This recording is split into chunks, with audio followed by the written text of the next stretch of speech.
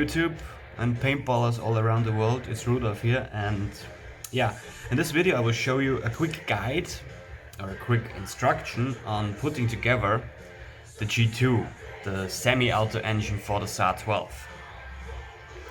The reason I'm making this video is because I got a lot of questions about it, and also I can't really find something like that on YouTube. So if there's already a video, good, fine, but here's one from my side as well. And I know David Williams has shown a complete instruction for that on Facebook on the Karmatech owners page. If you want to go into the details, check out this video, I put it down in the description. So, for me, first off, I don't know how you get the G2 when you order it separately. I've got it with a marker and it was already installed, but I've dismantled it as good as possible. You know, it's as far as possible. Especially, I mean, you can still take off a few parts, but I don't think that's necessary. These are the main components you see when you want to clean it and lube it. I will show that as well. So let's go right into it. I'm like to start with the back cap here, and some have the old piston here, and I have the newer one.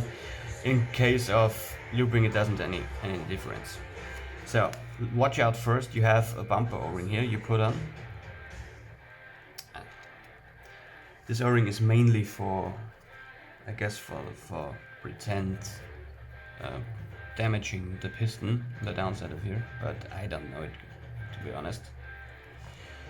So you have put on that O-ring, and now we're gonna lube it a bit. Take a Q-tip, I think is the English word, and just put on a bit of lube. I don't know what lube you're using. Everyone recommends the Karma lube. I don't have the Karma lube. I mostly use the Hater sauce, and this one I got from a friend of mine who is working with machines. Yeah, I don't see any deficit on using that. So yeah, you lube that properly, and then you take the spring.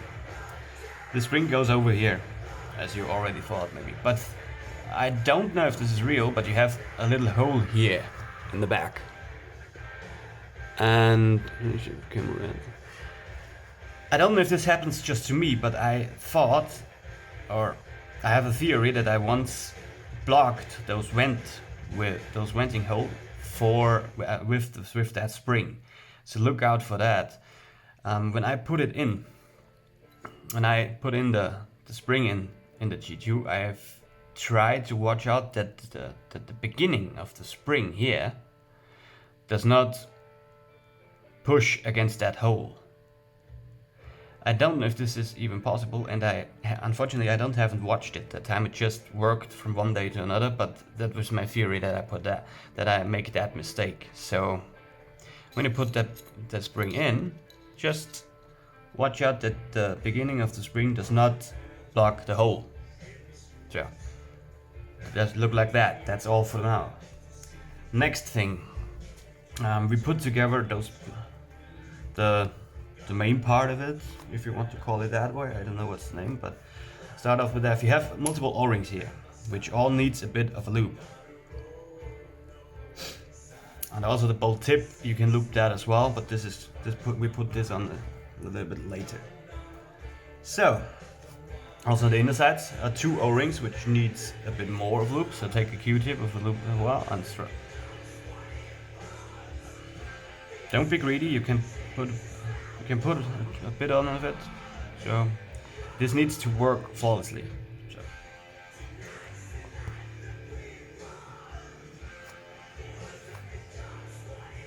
Let's see if I put it in there.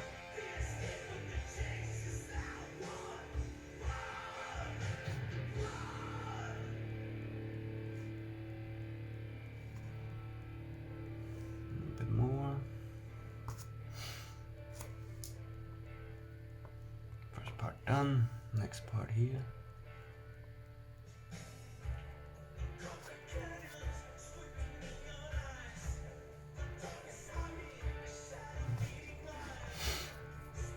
Okay, So now look, take that part, which is, oh, sorry, I forgot something. There's also an O-ring here. Think about that. Be not dump as together. So for now. So we now took that. I don't even know what that word is, but you get what I mean. And put it together like this. It can be firm, it still needs to be moved, but this is how the first part looks. Now we take the bigger piston, take the part we just assembled, put it in where the bigger thread is, and push it through. Does it look like that? Now put in your finger to hold it still and screw on the bolt tip.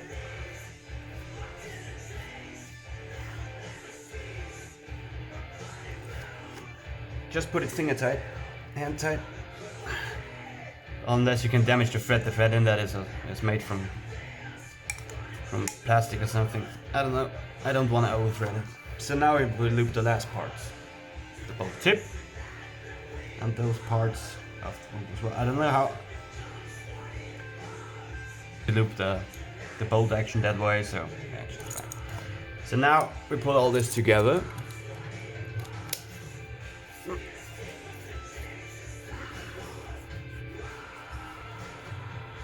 And tight, and that's it. You now have assembled the G2 semi-engine. You can test it a bit like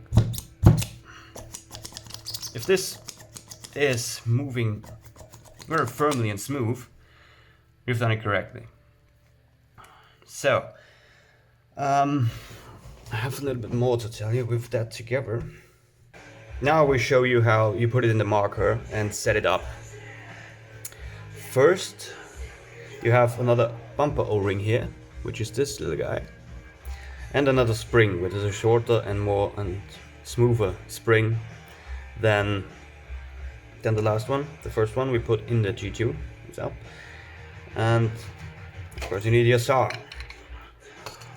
First, you put in the O-ring. Sorry, Parker. You put in the O-ring like this, or bumper O-ring, to have it look like this. Okay. Now you take the spring and just rub it from the back in. Looks like this. Last but not least, we put in the G2, but this is, in my opinion, a bit tricky. You have this pin here, which comes in, but you have one moving little rings on that one. Only use this one, because those older pins won't fit in it. Okay, so put one of those little rings off. Go in with the G2, like this. And now, hold it. You take this one, just the piston from that side, from one side, put it in. I hope I can show you this. And take the little ring here and put it up from above. To put it in as well. The thing is, sometimes it doesn't go in very smoothly, so move on the back the G2 engine a bit, and then as long as when it snaps in, you've done it right. Okay? So this should look like this. The next thing, I've recognized some people have problems when they put on air on it, so I can show you that, which can cause a bit of a problem. I don't know if I can do this that way.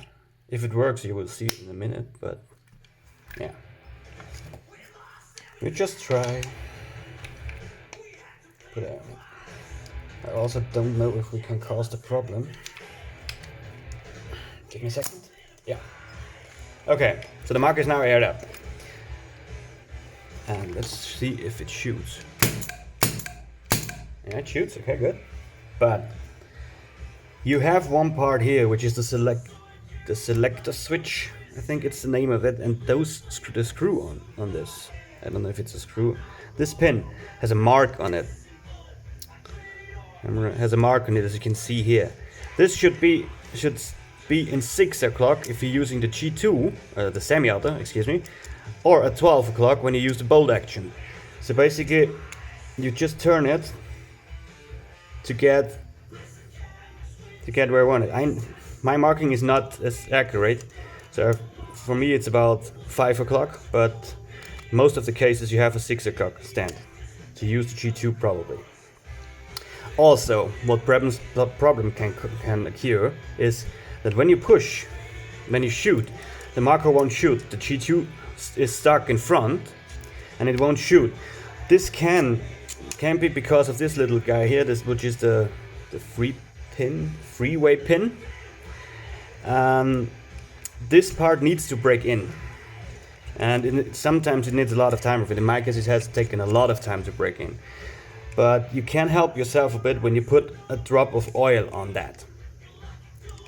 I had to do that in the beginning, but now I don't have to do it anymore because the pin was breaking. I also polished it with a drummer and stuff. It's a bit hardcore for the beginning, but it worked for me as well.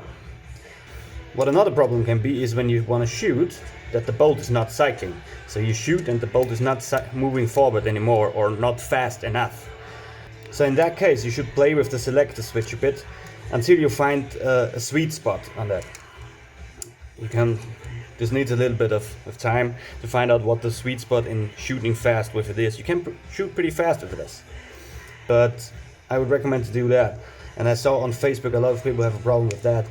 There can be other reasons for that problem to occur. If mine doesn't work, please check out the Facebook Kamatech owners page. The guys there are a lot smarter than me, so yeah. Okay, and there you have it, mostly. This is how you install your G2. In my case, it shoots pretty fine.